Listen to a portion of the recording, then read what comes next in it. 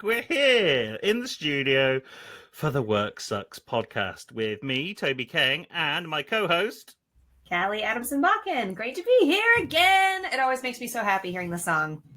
It just gets me in the right mindset to do this podcast. It's a couple of things right out the gate. It's like, oh, you're doing a HR podcast. And it's like, no.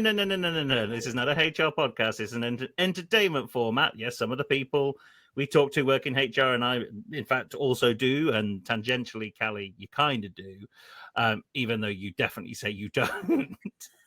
Who says that? You organize an event called Disrupt HR. If you're not in HR, then you're.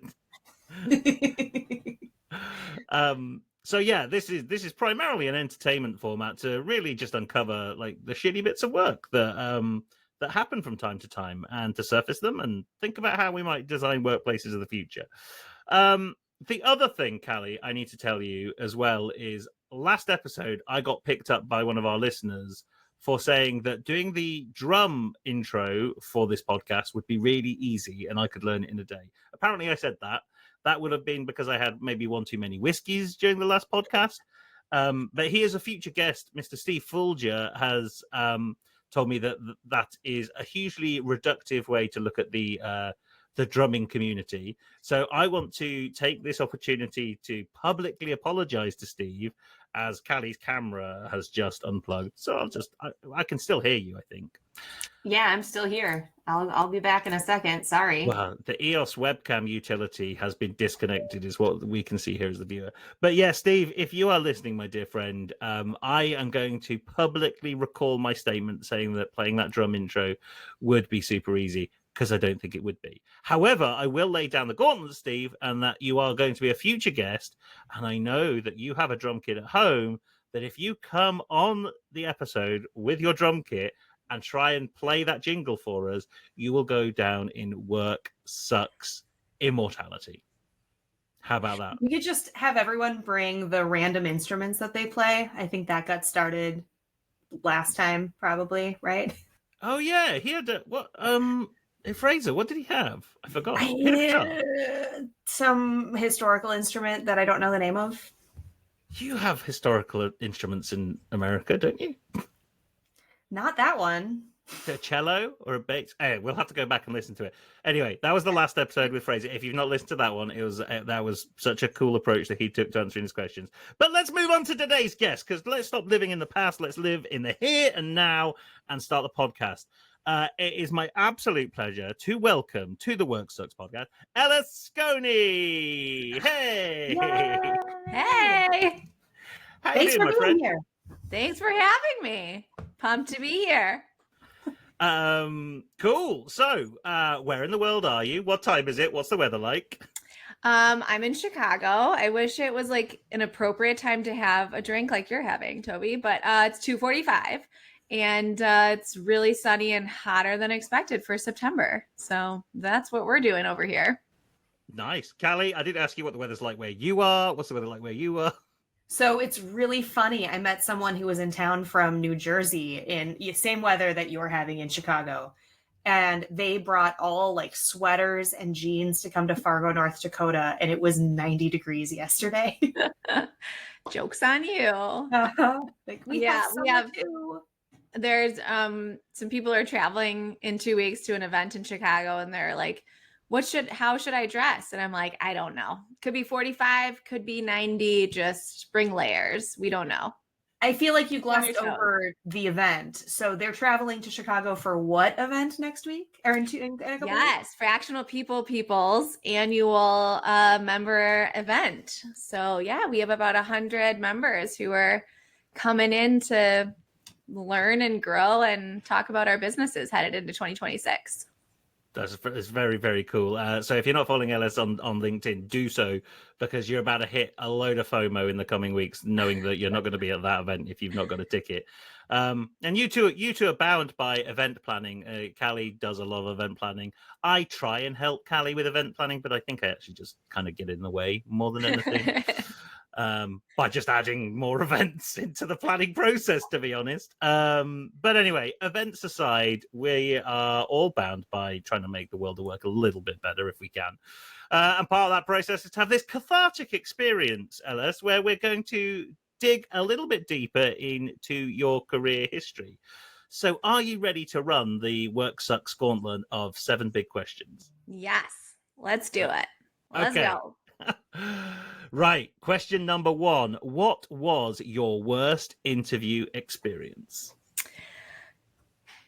Yeah, the one that stood out the most was when a CEO was really clear, and I kind of respected that he knew his perspective on it, but just was really clear that HR is meant to stay in their place as an administrative and compliance department. And, he said, pat on the head, merit for my strategic ideas, but not needed for them. So that was like just that still exists in the world experience. In the interview? In the interview, yeah. He was like, I could see why, like, kudos to you. I can see why you're good at what you do, but like, we don't believe in that here. And it just was one of those where my heart sank for like all the HR people out there, because I was like, I didn't know this still existed.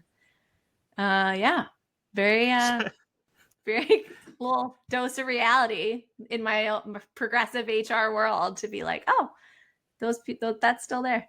And you dodged a bullet. Oh yeah, very quickly. Yeah. That's why I say I respect that he was honest about it, but little hit to my optimistic world. It makes my heart hurt. We I had know. one. This is worse than, so we had one in a previous episode where I think it was a CEO as well. I think we're hitting a trend here with CEOs can't interview people. But they essentially left the interview going, I would rate you 4 out of 10. They gave them like a rating. But they got the job. But they got the It's the best part of that. Oh my Lord. But yours was almost the other way around. It's like, hey, you're 10 out of 10, but we don't need a 10 out of 10 person here. We're shooting We need far, that far 4. lower. Yeah, we prefer a 4. Thank you. I'm like, okay. So many. Like, do you know who got the job in the end or anything like that? Like, I do not. I think maybe good context is that it was a company, and so maybe that plays into it. I think the HR and progression, and from my context anyway, who I've talked to, is like a little bit further behind in terms of like how strategic or partner like they are. So very direct, very honest about what they actually wanted. So again, respect it, clear expectations, but also I just feel for those employees, Well, I think Callie's right. Like there was a helpful kind of openness that helped you dodge that bullet, but also, like you got to feel for the employees in that situation.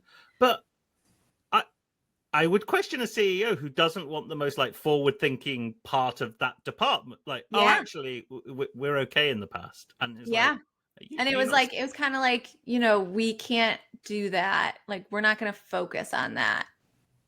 Like, we don't have the space, or it's not a priority. So we're not going to like hire someone who's capable of it because it's not a priority. It's like, oh. Wow. A company whose employees aren't its priority. Sounds like a tale as old as time, but good luck. Wow, straight out the gate, we're hitting some depressing themes. Oh, Callie, you. No, I was just gonna say, I think that's a really perfect segue of like inept and outdated CEOs to what was your worst boss?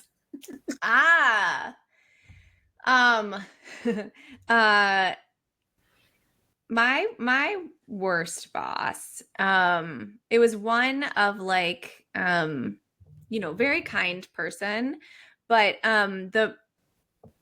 here's the feedback I was given. Like, you can't manage anyone until you've managed anyone. Like, I can't promote you into manager until you've managed someone. And so my response was like, okay, like help me understand how that works for me to be here at the company, right? And it was just kind of like, well, you got to gain the experience. And so then I was like, so would you like me to go then? And then go do that and then come back? And it was like, well, no, but like, you just like, I can't promote you until you've managed. And I was like, well, you're in control of if I manage. And then it was kind of around the horn in that way for a while. And then, yeah, manager changed. I ended up moving up, which was great. So it ended okay. But it was just one of those where, you can't manage until you manage. And then how do we learn? So we got to give people the opportunities. It sounds like a real risk averse. I part of me goes, okay, I understand that, but also like, oh, you can't be a manager until you've managed people. But okay, so if I can't manage people, then when am I going to start managing people? Like, oh, and then the other thing is like, well, just do it on like, just take it on as an additional responsibility to your current role. We're not going Right. to pay you more. Yeah, Right. We want you to manage people for free until we think you're worthy of being paid to manage people, which seems Right. ridiculous. Yeah, and it's a hard you'll find I am an eternal optimist, so it's very rare that I go negative, which doesn't help with your work sucks podcast. But yeah, it's just one of those where, especially when you're in the HR field, like you're a tough employee too, because you have higher expectations of that function, right? So for me, like I want to see, especially out of the HR team, the philosophies and the strategies that we've committed to. So those are really like when I, have bosses that I'm disappointed in, it's probably a higher bar than most people, but like, I think HR should set the standard. So you got to develop people in order for them to grow. So how do you feel then about all of the LinkedIn fodder around how the CEO and HR leader at Coldplay? Like there was a lot around. I'm going back. I'm like, because, whoa, throw that in there. Simply because there's so much of like either HR needs to set the standard, or why do we just assume because of the nature of the work that we do that HR has to be held to a higher standard, right? Like, why is it any different that the CHRO is having a relationship with the CEO than like the head of finance? And is it different? I would love to know how you feel given that context. Yeah, I have a training for my HR teams in the past called Heavy is the Crown of HR. And I do think it's different for the HR field. Like you can't really, there's a lot of development for people in HR of like which hat to wear, how to wear it. And like you are held to a higher expectation because you are enforcing like the philosophies, the culture, the core values, and all those things. So if and when someone sees you doing something different, like you've just given permission for it. So it is like a heavy crown. It is a heavy hat to wear in HR, which some people like and some people don't like. And I talked to a lot of like early career HR people about that, because you can't be best friends with people if you down the line have to, have a hard conversation. So HR is, I think, definitely a department that's different. It's just like, how executives and founders, like you feel really alone at the top because you are being, people are watching what you're doing and you're setting the example and the behaviors, and that can feel isolating at times, but it is a responsibility. And like, I think it's an awesome responsibility. That's why leadership is cool. But it is definitely a responsibility that people like to kind of develop and transform into when they get into leadership or when they're in HR. I was trying to, as you were saying that, I was like trying to figure out like what would be the equivalent in finance. So like someone in finance, what behavior would they exhibit that you kind of go, well, actually, I expected them to do better, right? Yeah. So like if they start, what, say that again, Kelly? Embezzlement. That's what I was Yeah. thinking, right? If someone in finance does great. embezzlement, you kind of, yeah, you're the finance people. You should be embezzling. Whereas Yeah. if someone in marketing did it, you kind of go, that kind of, those marketing guys, they're embezzling Yeah. all the time. I feel Those like cheeky finance expenses. is like, because it's basically whatever you're like setting the expectation for, like if you're holding people accountable to it. So like if the CFO is like out just like spending, but then like disciplining you for your expenses and like telling everyone to be scrappy, like it's all about like, are you exemplifying the behaviors you want to see? But yeah, I think HR has a special amount of responsibility. Fun for us. Because it's just like all of human behavior. Yeah, just like Whereas, be the best human. Do you like Coldplay? Yeah. Cool. I'm not going to tug at that any further, other than just. But I think this will be a new question. Anytime anyone. Yeah, who I'm works good. in I'm HR happily married. We're fine. That wasn't the question. That is the underscore of the question, though, right? Like, you can't get away from that connection now. Right. I would just want to do a broad poll. Do people in HR like Coldplay? Yes or no? Oh yeah, I cannot speak for all of HR. No, I'm not asking you to. Just like you're just the the first. fractional ones. You only have to speak for all of fractional HR. That definitely is a poll in fractional people. Just a whole poll out of everyone in your community who likes Coldplay or not, because I think they're just quite a popular band. But anyway, I digress. I digress massively, as I tend to do on this podcast. Well, I just want to, before we go on to the next question, I just want to ask you, because you started saying they were really nice. The worst boss was really nice. Yeah. And I as soon as you said that, I had in the head, my worst boss, one of my worst bosses, I have 3.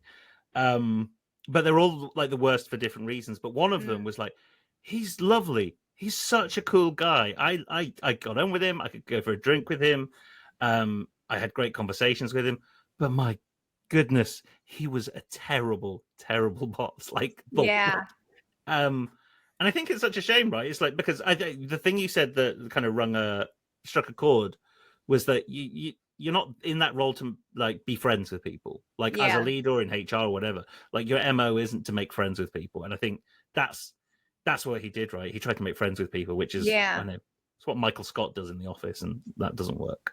Yeah, it is like that transformation too, from like when people go from peer to manager.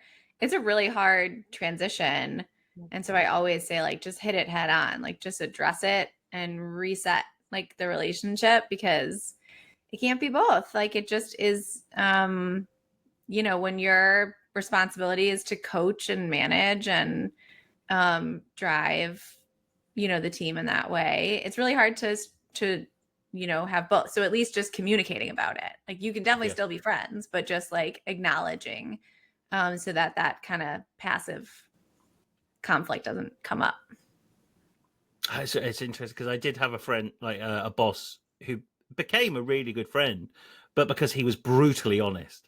Like, really, sometimes I had some really uncomfortable conversations with him that I did not want to hear, but it didn't ruin the friendship. In fact, it probably made the friendship better, right? So it's that he didn't set out to try and be friends with me, but we ended up being friends. So it's kind of like, just don't try and make friendship happen. Friendship happens when it happens, if it does, and it doesn't necessarily have to. Yeah, be cool. Be cool. Be cool. I think you're the most quotable guest so far. Like you've got t-shirt slogans coming out, like heavy is the crown, be cool. Do you have merch? Do you sell FPP merch at all? We have a merch store. Okay, it's pretty much just the logo right now, but I went pretty big on pins and like buttons for the event, so I think some of those logos will start to come out. Nice. You definitely need slogans. Lots of like, let's go. Yeah. Basically. Yes.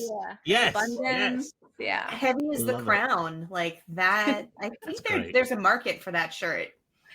Yeah. Totally. Heavy is the crown in HR. That was the training specifically was pre-holiday party training.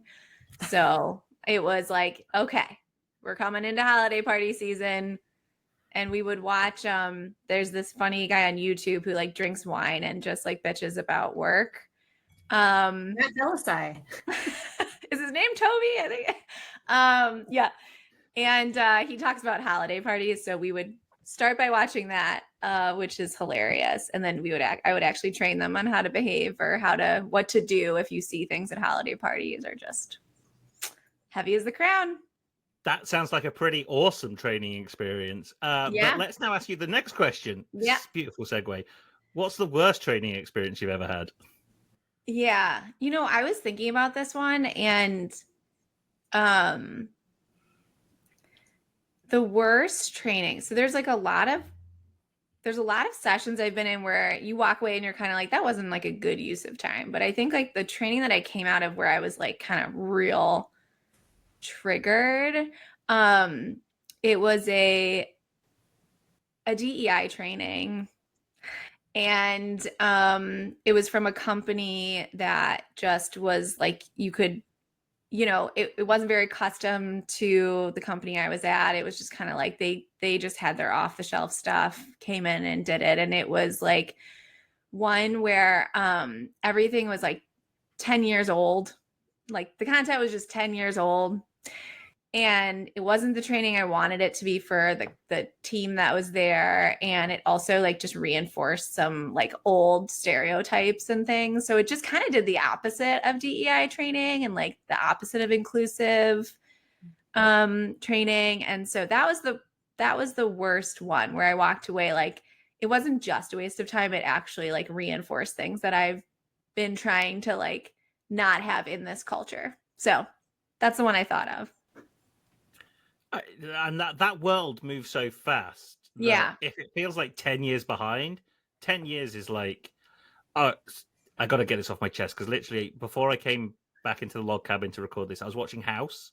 So yeah. I've been rewatching it. My word, that feels like it's from like 20, 30 years ago with some of the stuff that like goes on in there. I was like, oh my God, really? yeah. My husband and I always talk about how The Office like just can't ever be produced again. Like it just... that was like a specific point in time where it was okay for some reason. And like, The Office is hilarious, but if you just think about it for a second, if that was created now, like there's just no way. And that in like the grand scheme of things, it didn't happen that long ago. No, I know. So for your training for your training to feel 10 years out of date. Yeah. Yeah. Crazy. Yeah. Yeah, that was the worst one. No, nice. No, that's good. That's good. But it's not good. It's not Right. That's really nice. That's really nice. Yeah. What about your worst first day? The worst first day was like my own thing. Is that okay? Like it was my fault. Like it wasn't it wasn't like the company messed it up. It was like I had this new, like very exciting new job, and I was commuting to the city, and my basement flooded the night before at like 2 a.m. So I was like awake at 2 with a basement flooding, and I still like ran to the train at 7 a.m. And then it was pouring rain, and then I missed the train, and I didn't bring an umbrella, which is like your basement just flooded. There's lots of water. What are you doing with your life, Ellis? Bring an umbrella. So I'm like soaking wet at the train. Train's delayed. So late to my first day. And I was just a total hot mess. So that was like worst morning. And the team was like, felt really bad for me. It wasn't like a work sucks thing for them, but it was like for me, just such a traumatic first day. And then I was just like, bye family. Sorry about the basement, but this is like, I gotta go. There's a lot. How did you focus for a first day at work? Yeah, full day. I had a happy hour with my new team. I got home at like 9 o'clock at night. I mean, my family thankfully is very supportive of me and my career, where they're like, yeah, obviously go. Have a great day. Yeah. But yeah, I was like, how's it going down over there? They're like, oh, half the wall's been taken down by the company. I'm like, oh, okay. I'll be home. Hang on, walls were coming down? They like cut when your basement floods, they like cut out the wall. So when you walk down to the basement, basically it's like open wall. Uh-huh. So that was my basement when I got home. That's fast work. I'm kind of impressed by your family's ability to handle it, clearly, without you. But like, I think it's such a great example of life doesn't stop happening just because you go to work. Totally. Like, Yeah. how do you focus on a first day with all of that going on in the background? Yeah, totally. And like credit to the new company, they were like giving me recommendations for the, you know, basement renovation people, and they probably told me many times to go home. So credit to them. But yeah, like you never know, you know, you just never, I think about that all the time. You never know. I love those images where it like shows thought bubbles coming, you know, it's like a picture of the street or like New York City or whatever, and thought bubbles are coming up, and it's like just what people are dealing with, and you just don't know. So always be kind. Did they Another try and shirt. send you home? Another Did they try shirt and for send- you. Yeah. Did they try and send you home at any point and say, "Hey, you should go home"? Or did Yeah, they said like, how's your fam doing? Like, do you want to go home? And I was like, no, let's go to happy hour. To be fair, like in that situation, what else can you do? No, I wouldn't have been. Yeah. You just look at it and just go, "Yeah, that's flooded." Yeah. Out of my control. May as well be productive. I love that. I love that you had like the just I feel like that's a good HR tagline too. Out of my control, might as well be productive. no, out of my control. Might as well go to True. happy hour. That's where. Yeah, might as well go to happy. That's a good one. Yeah. Yeah. Wow. A flooded basement is insane. How long did it? Sorry, I always have a million and one questions about these kind of things, but like, About the how flooded long did it take to get the basement fixed? I think it was like, yeah, I mean, overall, like with the reconstruction and everything, at least like 8 months. So, because you have to like wait for insurance to approve, Sure. and then figure out your budget, and then find the people to do it, and also just like pay so much money to fix your plumbing, and it's just like a joy, really. It sounds so fun. It's just so fun. Like I really enjoyed that process. So for the first 8 months of a new job, you're dealing with all of that as well. That's Yeah, pretty, true. That's true. Yeah. That's crazy. So it wasn't even like the worst first day. Like that's not the best start to a because what they say it takes like 6 months to bed into a job, right? So whilst you're trying to do that, Yeah. you're like. I mean, pretty much like the company like was following my journey from day one. And so like we, you know, at my 1 year, they were like reminiscing on how's the basement doing? Like every check-in, it's like, how's the basement, by the way? Every year you celebrate the anniversary of you joining the company and Yes. when your basement got flooded. Exactly. Yeah. Well, we got Kelly in chat. Kelly is going to be a future guest. She acknowledges that sounds very rough. I think you've got a lot of people Kelly. feeling for you. So Kelly is based in Wales in the UK. Cool. So Kelly generally sits here and watches with a glass of wine. So Kelly, I hope you're drinking wine. Love it.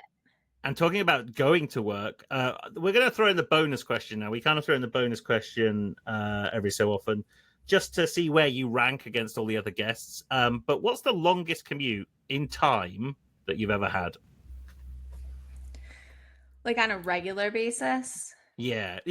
We had someone say, "Oh, I had to go to like across the Atlantic," and it's like you weren't doing that like every week. That doesn't count. Right.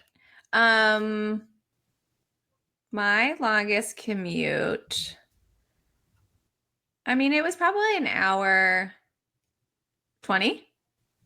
Hour 20? Hour Okay. 20, like train to bus to walking. Yeah. Train to bus to work. Oh, Or, now like, there's another. walk to the Go on. train, take a bus, walk to the office. Yeah. Yeah.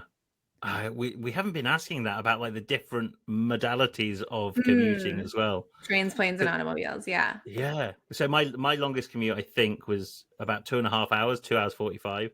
Oh, I'm wow. not allowed to compete for this one, but I would drive, get to a train. Actually, it wasn't that bad, but I would drive half an hour to get to a train station, then get like on a 2-hour train. Oh, okay. And then walk. So you could at least like be productive on the train. Yeah, if I wanted to be. If you wanted to be. Yeah. Yeah. That's a lot. That's a long. And you did that twice Like I did that 3 times a week. 3 times a week, Yeah, but yeah. twice So I a did that day. there and back. Wow. Yeah. Oh, yeah. Yeah. Like And Yeah, you're that still married. He's still married. Yeah. That's pre-pandemic, pre-pandemic. Like Sure. obviously that, and yeah, I reassessed my life after that, Right. and here I am walking to the bottom of my garden to do work now, which is vastly different. Yes. So I think you're about in the middle of the league table that we've got going on. The longest we've had so far is 2 hours. Like Okay. I say, I don't count. So you're on a reasonably long, I would say. That's still pretty long, especially Okay. if you've got to put the walking in there as well. Yeah. That for me is always like, I don't want to do any walking to get to work. I don't know. Yeah. I think you It's could like like add in also the logistics of 2 small children with an hour 20 too. If you just like add it all in, it really gives you a glimpse into the morning of just like, you know, baby drop off, toddler drop off, walk to the train, you know, run to the train. That's what I love when Yeah. I go downtown still and I like see people running to the train. And I remember so many times, like you're just sweating when you get there. And like if you miss it by a second, then you have to like figure out who's going to get the kid or if the train's delayed and daycare closes. And those are like the fun memories. Oh, I like you talk about it in such a visceral way. I'm just like getting anxiety. Just Yeah. Now, like you'll see you might even see it on this recording. My kids will just walk home from school down the street in 20 minutes, but now it's much easier. Yeah. Yeah. Maybe that's a new question of like, what is the moment of you being a parent while working that you like can't get out of your brain or that you'll just always go back to? Something to consider. That's a good one. Yeah, I'm now trying to think of an answer, which is not going to be entertaining if I Not just helping now, but something to think about. something to think about, but not now. Okay, got it. Thank you. So maybe child related, maybe not. What is the worst thing that you have ever been asked to do at work? Oh yeah. I was asked I had like a husband call me and ask me or demand for me to like fire their wife from the company because he didn't like something that happened between the wife and like someone else at the company. And I was like, I'm not a babysitter, so your wife is an adult and you can discuss amongst yourself. But he was like, I think that you should fire my wife. Many times called me and asked me for that. Oh, so what? Called you more than once? Yeah, remember when you used to have phones in the office? Would call my office phone and leave voicemails and like demand that we fire his wife. So that is not cool. Was it because when you say demand, is that quite stern and aggressive kind of calls? I imagine they weren't like quite comfortable calls to have. They weren't like rude calls, but they were like assertive calls. Like this is a fact of something that should occur. And I was like, let me just like reset what you think my responsibility is in this company. So I think they worked it out eventually somehow, but so I hope they're happy. I'm not happy with how my partner's work experience is, so I'm going to try to get them fired because that solves the problem. No, like his wife, anyway, he wasn't happy with the way his wife had acted at like a offsite thing. And what? So he was like, she shouldn't be there with these people. So his wife was at a Coldplay. His wife was at a Coldplay concert. Yeah, the CEO, and the husband was like, "Hey, I've seen my wife on this big screen on TikTok. I mean, yeah, fire her." Yeah, pretty much. Yeah, yeah. They were not in HR, Kelly. That's good. I'm glad to hear that. Yeah, no. That would have been me having Coldplay. Yeah. Then I would have maybe had a responsibility if they were in HR, but no. Did you? Yeah, there was no policy against it. No. Okay, well then they're adults. We hire adults. Yeah. Yeah, you have to treat them like adults, even them if like sometimes adults. they don't act like adults, or not even they.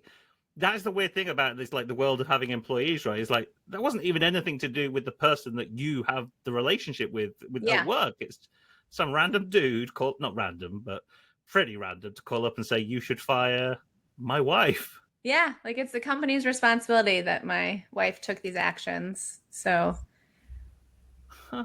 yeah, I know. It was an interesting one. HR is like, yeah, you know, as much as I love working remote, like there's a lot of experiences that come from being in person or being in the office. A lot more like HR investigations probably though. So Yeah.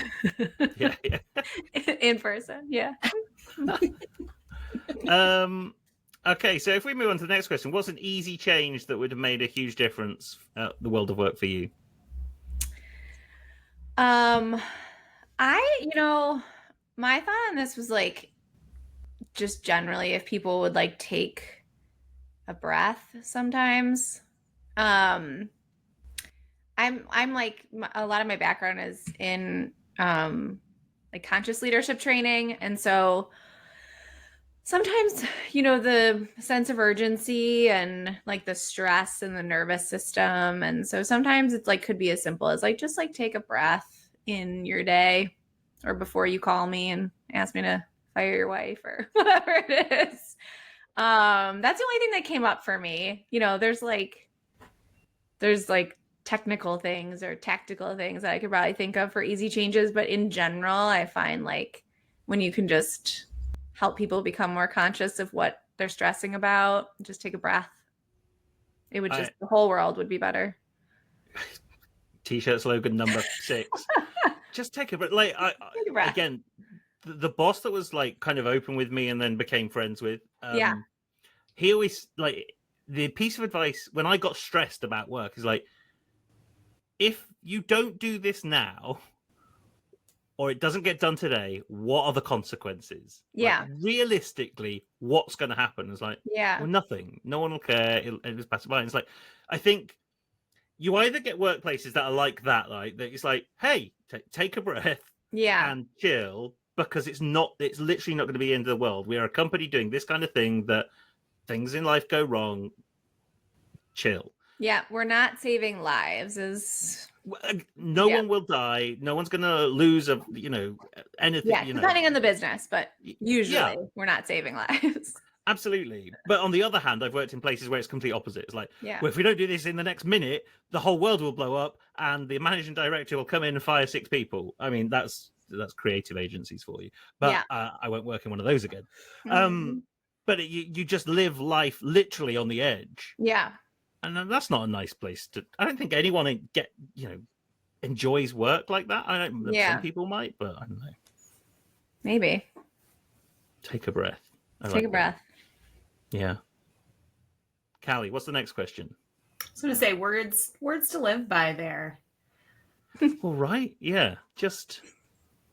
Because I was like, it seems like quite like arrogant and flippant to say take a chill pill, but that's like that's where I think you have a lot nicer way with language than I do, because it's just like take a chill pill, but actually take a breath, take a moment. Do you think now it's like take a gummy? Do you think people say that now? Like instead of chill pill, now that's like take a gummy normalized a little more? Yeah. Let's take a gummy. It might be over where you guys are, but over here, if we're having gummies, they are just Sour Patch Kids, and that's as bad as entertaining as our gummies get over here. I do love actual gummy bears. I do love them. Yeah. I went to a HR networking event a couple of weeks ago, and someone had a gummy bears. Because you remember the cartoon Gummy Bears? Yeah. Gummy bears bouncing here and there. Yeah. For sure. They had a Gummy Bears jumper on. I was like, yes! I've not it's seen all a Gummy coming Bears back. Ever. Yeah, right? It's all coming back. I had my kids start watching those shows, like the shows it's all streaming now. It's beautiful. What was Your kids like kind of weird. I couldn't get mine into gummy bears. Oh, no? No. But to be fair, they did not. I was more into it. That's fair. That's fair. I had the same thing with DuckTales. I tried to get them into DuckTales because they rebooted it as well, and I was like, yes, even just the song. And then, yeah, they weren't interested. But I loved it. They did get into Legends of the Hidden Temple. Nice. Very cool. Because it's a competitive. Yeah. Okay, so us three are going to have to start a new podcast called just like rewatch old cartoons podcast. Yeah. And we'll take a different old cartoon each week and we will just reminisce about how awesome cartoons used to be. So good. So much better before everything had to be like laser lights and keep you engaged. Mm-hmm. Anyway. Camp on Awana. It's not a cartoon, but yeah, all the songs. Good one. Oh man. You should just switch off like in your intro song. You should just choose a different theme song from 90s cartoons. If only we wouldn't get like shut down for copyright infringement. If it weren't for that. Shoot. Disney and them owning everything. God damn it. Maybe if we record them ourselves in our own voices, we won't get caught. Totally. Yeah, so you heard it here first. Next week, me and Callie will introduce the podcast by singing word for word the Gummy Bears theme tune. So I can't remember who our next guest is, but that's what we're doing. Surprise! That'd be so good. That sounds like a nightmare, as does the next question. So, literal or figuratively, what is the reoccurring nightmare you've had because of a bad work experience? Okay. What do you mean literally or figuratively? Maybe it's a real nightmare. Maybe it's just the I got this again. Okay.